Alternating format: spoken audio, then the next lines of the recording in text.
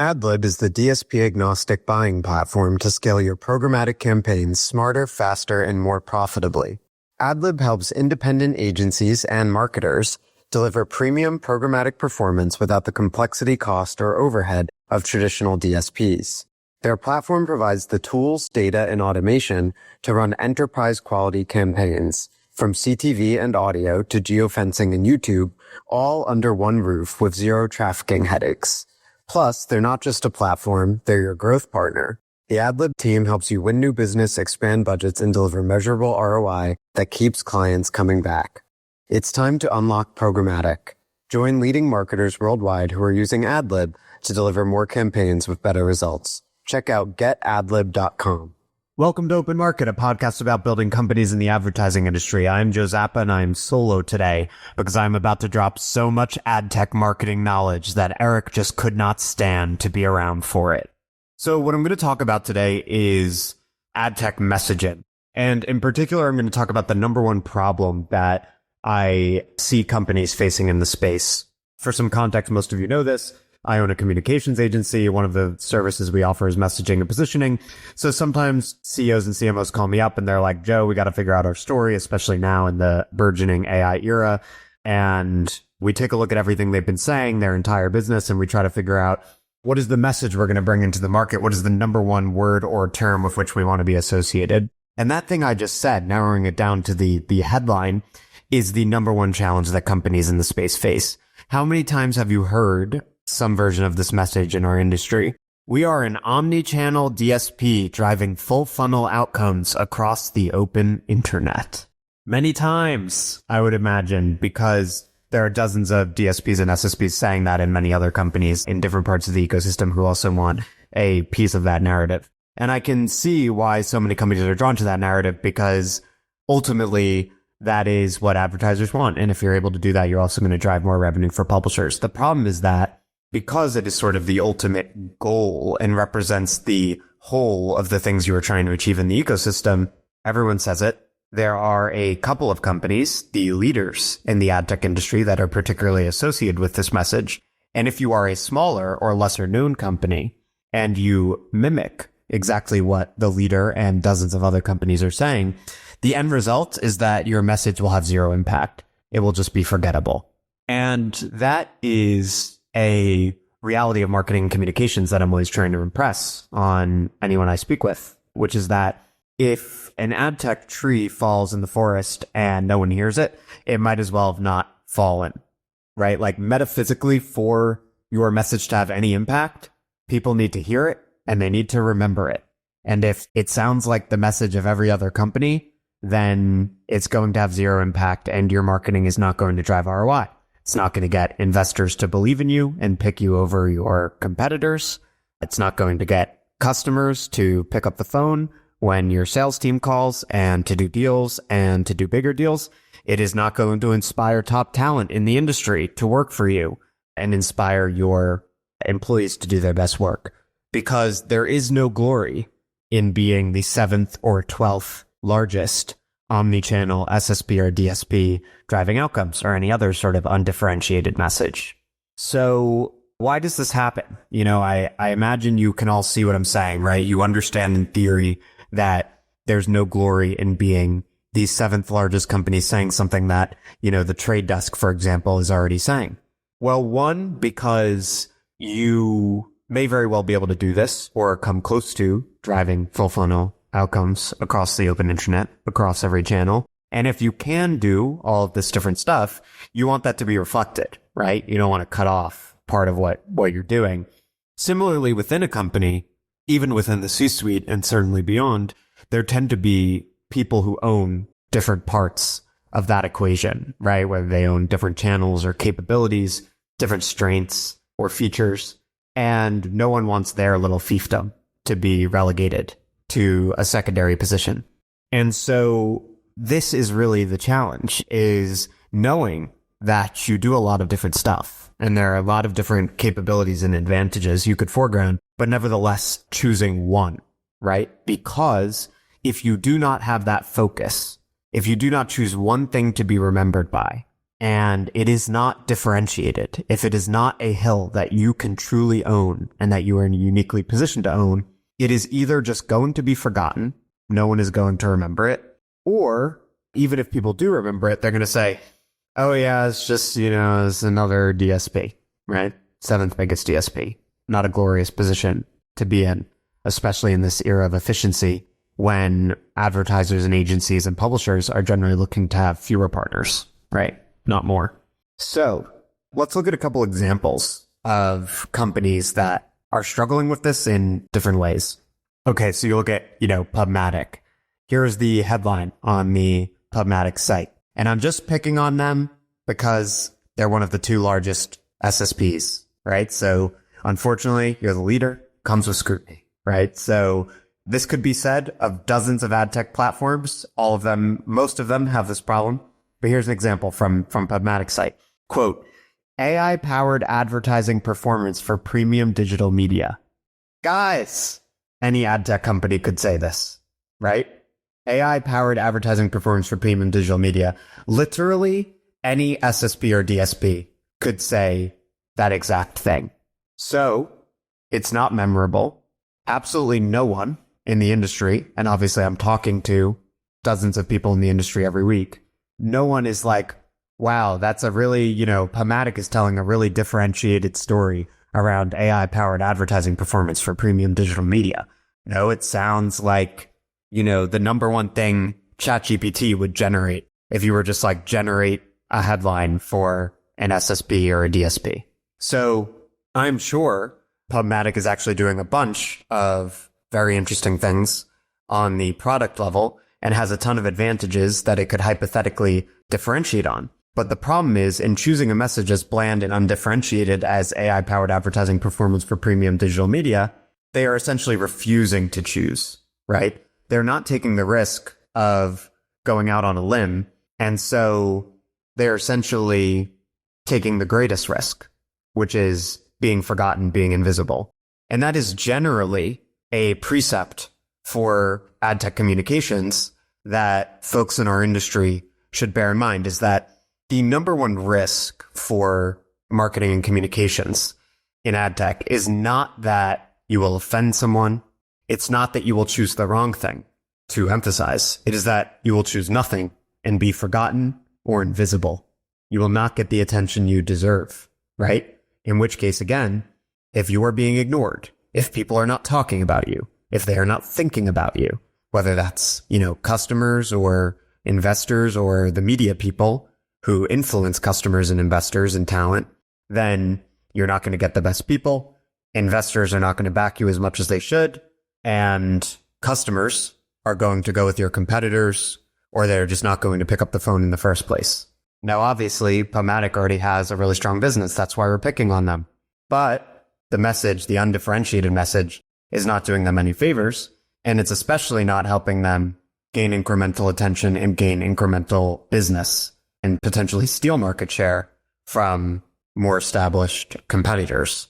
Now, another example, to my knowledge, largest independent publicly traded SSP, which would be Magnite. So this is actually an interesting one because Magnite's message is stay ahead of what's next, build with us. Okay, that's a little broad, but then we get to the subhead on their site and it says, Magnite is the modular ad platform media owners rely on to drive durable revenue and buyers and agencies trust to carry premium inventory across every screen. This is actually kind of interesting to me. I think they're on the right track, or at least on a track, because essentially the story that I would infer from the headline and the subhead on the site is they are claiming that the pace of media innovation is greater than ever before, right? We're in the first couple years of this AI-driven outcomes era. Things are changing very fast for marketers and for publishers.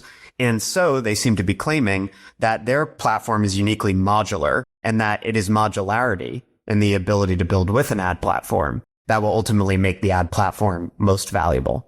Now, that actually has the makings of an effective story. There are a couple things here. So one is, if they're really going all in on modularity, it is great to have that focus and to go in on something. The task then is to take that focus on modularity as the differentiator and to weave a story around it. And so to weave a story around that, you can't just say, modularity is important. We are the most modular. You would need to say, here's what's wrong with the status quo. Here's how a lack of modularity is doing a disservice to our customers, right? Advertisers and publishers. Here's how we are rectifying that lack of modularity. Here's how that's improving things for advertisers and publishers, right? So you start to get into a little bit of a heroes and villains story where maybe the villains are the incumbent ad platforms who aren't sufficiently modular. Magnite is the hero, bringing this modularity to advertisers and publishers so that they can achieve their full potential. Now, that is where maybe this story remains to be developed a little more, in that I don't hear a lot of people talking about modularity quite in this way, and I'm not exactly clear that it's a believable story that the supposed lack of modularity of Magnite's competitors is woefully injurious to advertisers and publishers. I'm also not clear, and this is probably the bigger problem, that modularity is actually a hill that Magnite can own, or why they're positioned to own that hill. But Magnite isn't a client of mine. I'm not speaking to people regularly over there. That could just be my own ignorance. However, I am someone who pays quite a bit of attention to the Adtech discourse and talks to the peers of Magnite very often. And so the fact that I've never heard anything about this when I went to their site was the first time I was finding out that Magnite was perhaps making this bet on modularity. That would suggest that they could have a distribution problem, right? That if you are going all in on modularity and you're waging this campaign to get people to rethink the industry's norms around the lines of modularity, then you need a really strong distribution strategy to popularize that idea and to get people to see the industry along the lines that you want to foreground. And that's where, we get into the usual sharp end shtick around executive evangelism. And we might wonder, okay, even if Magnite has the makings of a decent story here, are they doing enough to share it? Or is the Magnite C-suite out there evangelizing that message and getting the influencers and the journalists to talk about it, which will in turn reach, investors and customers and peers and partners and talent, right? Because a story is only as valuable as the people who hear it and whom it affects. So you need to first have that differentiated topic or angle that you can credibly own. Second, you need to build a story around that with heroes and villains, something that's wrong with the status quo, something that needs to change to the benefit of your customers, and that a change that you are going to precipitate. And then third, you need to actually go out there and distribute that story. Because if you aren't evangelizing and marketing, no one's talking about it, then the story is ultimately ineffectual. But again, I think Magnite here is closer to the mark, and maybe they actually have something in modularity that will be very interesting and that they'll be able to popularize. So what is the solution?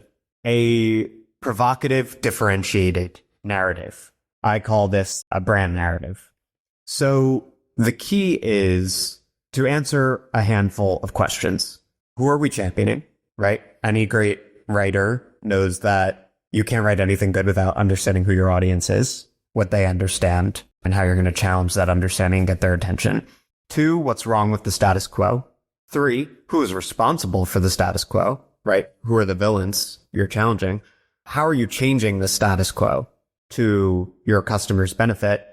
And then 5, why now, right? So I have cited many times a narrative that I think has been extremely successful in this regard is TV Scientific's Performance TV, right? Which it's been so successful as a narrative that, not only did they achieve a very positive outcome by getting acquired by Pinterest, but a whole category has bubbled up around performance TV, right? Which if you're a startup and you have other people touting a similar message or story to yours, that's a good sign, right? They're co-creating a category. That's going to show investors, customers, and talent that what you're doing is legit and has a future. And that's what we saw with Performance TV, right? Because you don't have just TV Scientific. You also have Mountain, which went public. You have Vibe, which is, my understanding, is quite a large company. And people have different angles on it too, right? Performance TV sometimes is about measurement. Sometimes it's about accessibility or creative automation. So the Performance TV narrative was essentially, we are championing performance advertisers. What is broken is TV advertising itself, which is unaccountable, right? Jason Fairchild at TVSci, a client of mine, always talked about unaccountable advertising as the status quo he was challenging. Who's causing it? A whole range of incumbents, right? You have the walled gardens who are not breaking TV advertising, but who are playing attribution games, right? And making other channels, e.g. search and social, look better than they really are, effectively stealing spend that should be going to CTV, which will actually drive incremental demand. And then you have the existing TV advertising industrial complex, right? Which could include measurement providers, more brand advertising style ad platforms. And the solution to this broken, unaccountable TV advertising system was to make it accountable and performant. And the idea was, if you could actually make TV advertising accountable and performant, not only would you grow existing TV advertising budgets and instill confidence in the channel to the benefit of both TV publishers and advertisers, but you would also bring in potentially hundreds of billions of dollars in performance advertising spend from search and social to TV, right? And you obviously see, Pinterest essentially co-signing parts of that narrative by buying TVSci. But overall, you can see how this is more than just a story about products and features, right? This is first, it's very specific. Performance TV, it's 2 words, it's one concept. We are going to make TV perform. And then 2, it's a whole narrative. It is about what's broken in the industry. It is about who is perpetrating or maintaining that status quo. It is about who's being harmed by that status quo. And it is about changing the entire industry to their benefit in a way that not only benefits TV advertisers and publishers, but also changes the way advertising as a whole functions and is in line with where advertising as a whole is heading, which is, in line with the outcomes era thesis that I developed in 2024 and that, TV Scientific, I think, is wonderfully illustrative of. You want that specificity, one concept to own. You want a narrative around that specific one concept. And then third, you want to go distribute it. And that is another thing that TVSci did very well with Jason as the chief evangelist, leveraging LinkedIn and email, going on podcasts, etc. Why is this hard, right? Why is it hard to pick the one thing? Well, because the real work of effective ad tech messaging is choosing, not writing, right? It's not about clever copy. It's not about capturing absolutely everything you do. It's about connecting dots, right? Understanding what's going on in the industry as a whole, how the status quo is broken, and how you are inventing the future of the advertising industry. And it is also about choosing one thing, one word, one concept that you want to put ahead of all the others. And it's very hard to have that level of discipline. It is particularly hard when you have different stakeholders, different leaders in the company championing different things, right? I might talk to an SSP and one team or one exec wants to talk all about CTV. And, another wants to talk about curation and another is doing some fancy AI thing. And the problem is in ad tech now, we have been in the outcomes era for years, right? Everyone is talking about the ability to drive outcomes. Everyone's talking about omnichannel, full funnel. And of course, everyone is talking about how they're using AI to drive these outcomes across channels. The challenge now is not to tout outcomes or performance. It is not to talk about using AI. It is to explain how you are using AI, this generational technology, to drive better outcomes. It is in creating a story that sort of sits on top of those things that associates you with a unique approach to driving outcomes in this new AI-driven era of advertising. And again, it's going to start with asking those basic questions around 1, whom are we championing? 2, what's broken? 3, who's causing the problem? Who's perpetrating the status quo? 4, how are we changing it to the benefit of our customers? And 5, why now? If you're able to answer those 5 questions while keeping a focus with all of them on whom you are uniquely positioned to serve, the problem you're uniquely positioned to address, and why, what is the innovation or the core technology that uniquely enables you to change the status quo and invent the future of the industry, then, and only then, will you be able to tell a story that sticks, that differentiates you, and that is worthy of the attention of your customers, investors, influencers, and talent. So you have to remember, as you're setting out to solve your own messaging challenges, that the key is not to describe everything you're doing, right? No one will ever remember everything. No one's going to remember. Probably the max they'll remember is maybe like, let's say 3 concepts or words associated with you. You really probably only have 1, right? We only have so much room in our heads. And when people usually think about a company, they just think the DSP that does whatever, right? Maybe they just think DSP, but ideally, if you're not the largest DSP, you want to be the DSP associated with one thing, right? Vine, autonomous advertising, TV Scientific, Performance TV, Triple Lift, the creative SSP. You need to pick one hill to own, tell a story around it, and then go out and tell that story on the channels where people are actually consuming information, specifically social, email, and audio. And the CEO is always the chief evangelist, so you need to deploy them to tell that story. The goal is not to describe everything you do. The goal is to differentiate and to be remembered, to get the one hill you can own that's going to get deals over the line. That will not happen if you are saying you are a omnichannel DSP or SSP driving full funnel outcomes. But it might happen if you are bold and provocative enough to choose one concept to back. So if you look at your site today, or you look at your marketing materials, or your sales pitch, or your earnings call transcript, and you say, whatever we're saying about ourselves, 10, 20, 30 other ad tech companies could say, you're in a good place because you have the problem that everyone else has, and there is a known solution to that problem.